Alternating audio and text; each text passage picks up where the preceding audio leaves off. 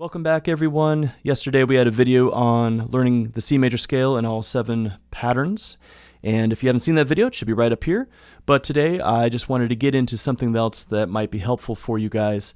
First of all, I'm going to be taking a look at improvising with the scale and kind of going in between the patterns. So if you're stuck on one pattern, say I'm in pattern 4, how do I get out of that pattern? How do I move in between patterns, right? How do I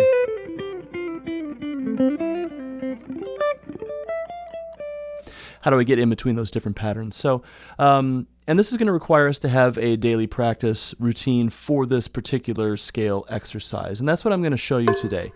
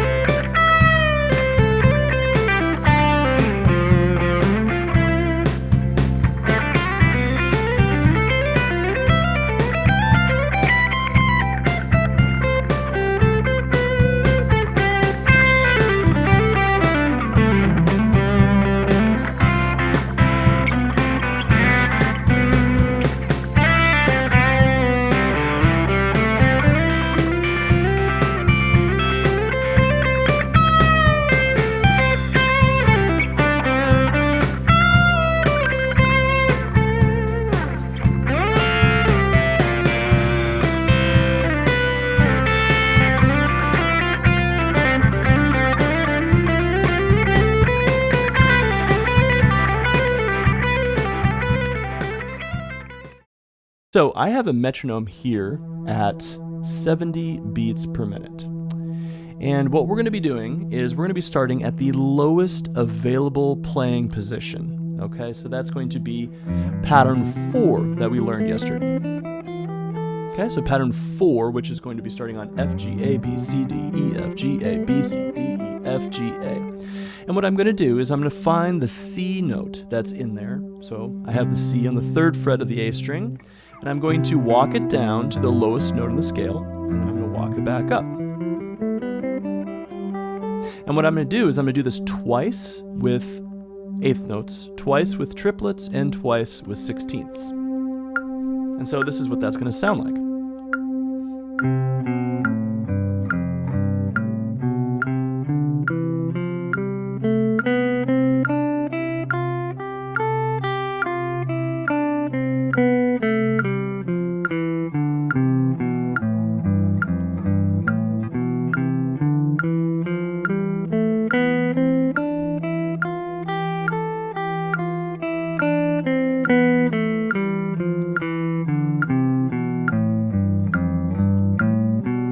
Now I'm going to move the triplets.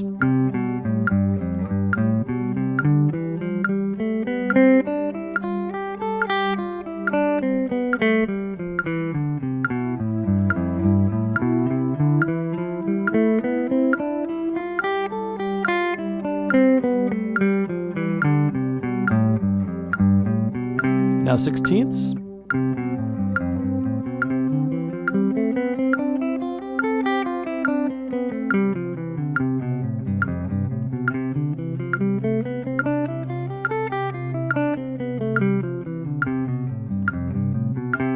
Alright, so that is the basic exercise. And then I'm going to move on to the next pattern, and then I'm going to go through all 7 patterns of the major scale. And you'll notice too that I have a pad or a drone on underneath, and I would encourage you guys to find one as well. I simply made one just in GarageBand using a MIDI controller, but you can go online to YouTube and search up C major pad, and then you can find just a background drone. And what this does is it's going to help us to acclimate ourselves to the sound of C major. It's going to be really helpful when we are doing our modes, when we go into like Dorian, Mixolydian, Lydian, that type of thing. And it's just going to help you to find the tones, because with the pad in the background, like it is right now, when I hit the note C, it sounds like home. But when I hit the note E, it sounds like the major 3rd, right? Every E does. Okay? Or when I play the 7th, right? That's going to sound like the tension of the major 7th. And so having this pad on the background was just groundbreaking for me when I was practicing, because it just helped me to really soak in. Now, once we get our entire practice regimen down, we're going to be doing like basically a half hour to 45 minutes of all the different nuts and bolts of each scale. And you're going to have that pad on in the background while you do your scales, your triads, your arpeggios, your improvisation, all your different exercises. And so by the time you get done each day, you're going to have this just soaked into your ears, and so you're going to be able to better use it later on. So what we're going to do now is I'm going to actually play through all 7 patterns, and you can practice with me, okay? And we're going to start off just like we just did now, and we're going to do eighth notes, triplets, and sixteenths. I won't do it twice each today just for time constraints, but that's what we would do moving on forward, okay? And so today you just get to practice with me. I'm putting on my metronome at 70, and again we're going to be starting off with pattern 4. So we're always starting off whatever key we're doing that day at the lowest position. So eighths,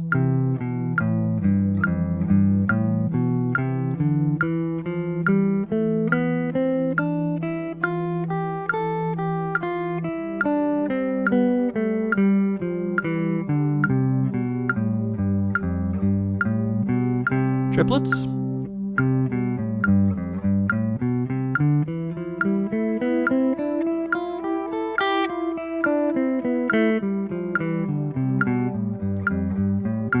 sixteenths, then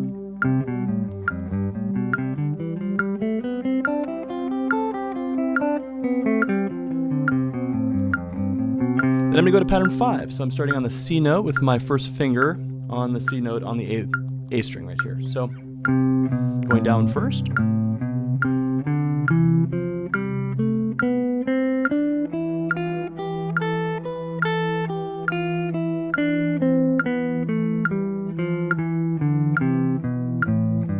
And on C, I'm going to do triplets.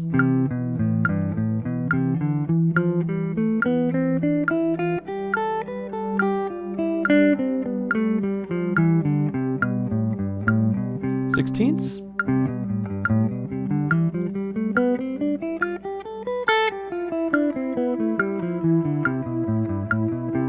Now we're going to move on to pattern 6. This is going to be my pinky on the low E string on the 8th fret.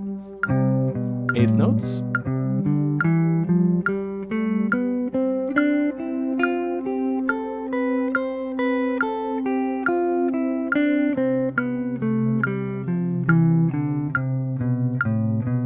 Triplets.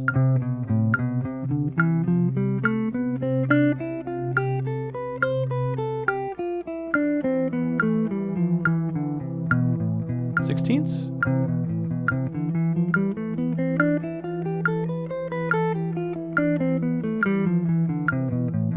Moving on to pattern 7, that's my middle finger on C on the low E string, okay? Eighth notes.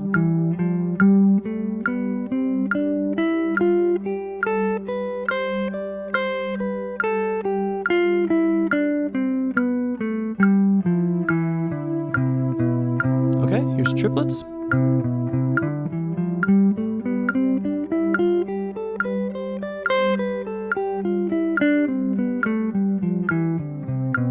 Sixteenths.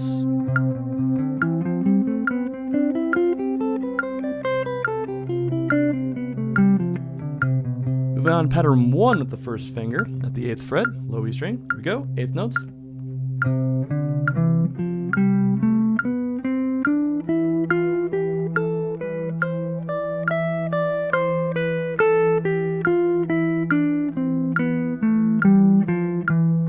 Triplets.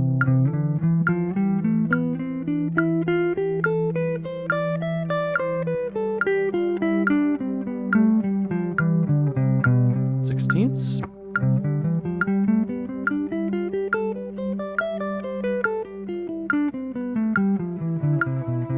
Now we're going to be starting on pattern 2. My first finger is actually on the D string on the 10th fret, crawling down. So eighth notes.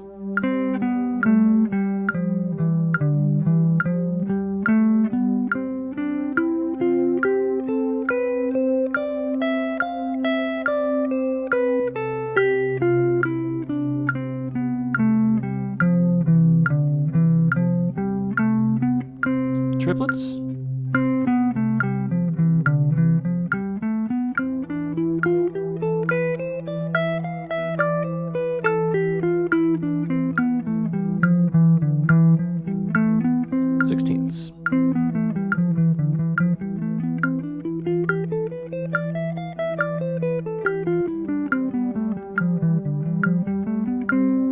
last pattern, which is actually pattern 3, based on where we are on the neck. I'm going to be starting with my pinky on the 15th fret of the A string, coming down, 8th notes. Here we go.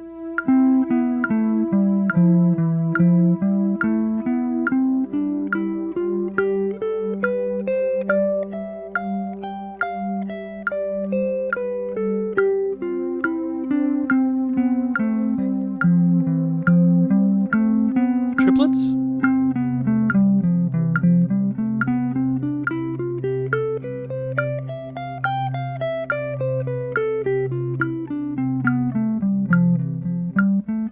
And 16ths.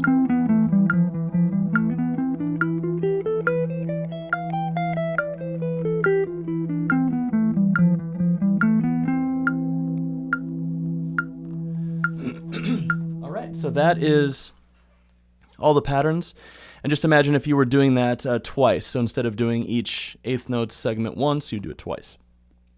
And at 70 beats per minute, that'll usually take about 10 minutes to get through all 7 patterns. And then you would have your scale exercise done for the day. And usually what I say to myself is, if I can do it perfectly, then I can up the tempo. So that was 70, okay? 70 beats per minute. But just think about it from the 16ths down, because obviously it's 16ths at 70 as well. So just one last thing to kind of leave you with here. Think about this. Go for perfection when you're doing this, okay? Meaning that you can get all the way through all 7 patterns without a mistake.